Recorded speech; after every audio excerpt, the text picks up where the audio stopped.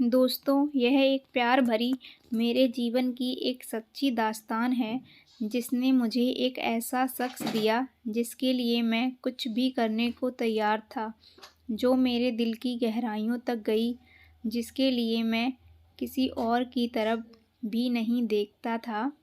मैं एक लड़की से बहुत प्यार करता हूँ। वह उसी कॉलेज की स्टूडेंट थी, जहाँ मेरे पापा पढ़ाते थे।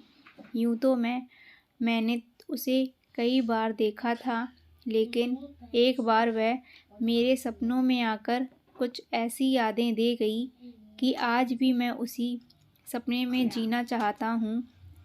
लेकिन मैंने इस बात पर बिल्कुल ध्यान नहीं दिया, क्योंकि मुझे ये इश्क-विश्क की बातें बड़ी ही अजीब लगती हैं, और मैंने यह कभी नहीं सोचा कि आने वाले दिनों में मैं उसे इतना चाहूँगा कि मेरा दिल और दिमाग हर पल उसी की यादों में कैद रहेगा।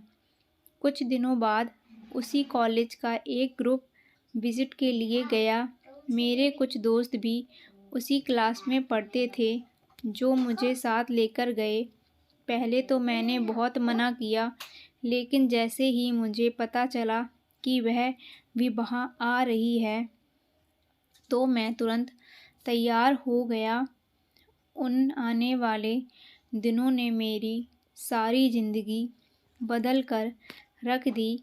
हम दोनों पूरे टूर में साथ-साथ रहे और बहुत मौज मस्ती भी की, जिसे वह आज भी नहीं भुला पाई है। उसके बाद मैंने उससे कई बार फ़ोन पर बात करने की कोशिश की। कुछ ही दिनों बाद वैलेंटाइन डे आया। मैं इस मौके को गंवाना नहीं चाहता था, क्योंकि मैंने अपने कई दोस्तों को तड़पते देखा है। वे अक्सर यही कहा करते थे कि काश मैं भी कभी कह पाता, लेकिन मैं कभी काश नहीं कहना चाहता था। इसलिए मैंने उससे अपने प्यार का इज़हार कर दिया, लेकिन तब तक शायद बहुत देर हो चुकी थी। मुझे पता चला कि वह किसी और को चाहती थी, और वह लड़का भी उससे बहुत प्यार करता था। मैंने उसके लिए कॉलेज में एक गाना भी गाया था, जिसे मैं आज तक नहीं भूल पाया हूँ। वह मुझसे 1 साल बड़ी थी, लेकिन मैंने ऐसी किसी भी बात पर ध्यान नहीं दिया, क्योंकि मैं उसके प्यार में इस कदर डूब गया था कि मुझे सिर्फ़ और सिर्फ़ खुशी की ही तलाश थी। 2006 को मैं कभी नहीं भूल सकता, क्योंकि यह साल मेरी ज़िंदगी का सबसे खूबसूरत साल बन गया।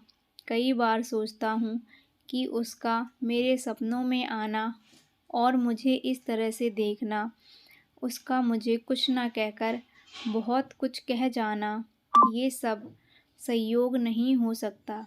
बात जनवरी 2005 की है। राज और मेरी मुलाकात बस में हुई थी। सिर्फ 11 दिनों तक रोज़ साथ सफ़र किया, लेकिन प्यार के लिए वे 11 दिन ही काफ़ी थे। उसने जॉब छोड़ दिया और हमारा मिलना केवल 5 मिनट ही हो पाता था।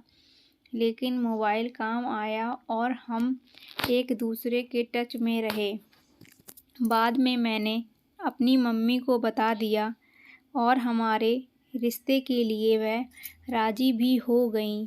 लेकिन शायद हमारे नसीब में कुछ और था।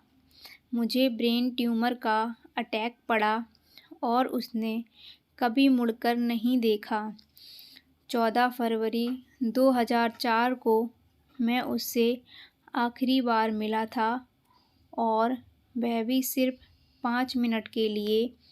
मैंने उसे मम्मी की दी हुई चूड़ियाँ दीं, पर उसके बाद ही उसने मुझे छोड़ दिया।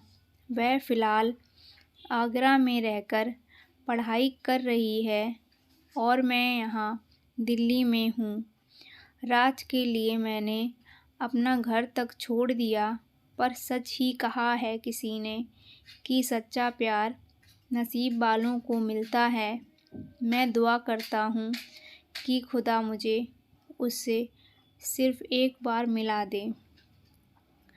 अगर आपको मेरी वीडियो पसंद आ रही है तो प्लीज़ मेरे चैनल को लाइक करें, शेयर करें, सब्सक्राइब करें और हमें कमेंट करके ज़रूर बताएं कि कैसी लगी हमारी वीडियो।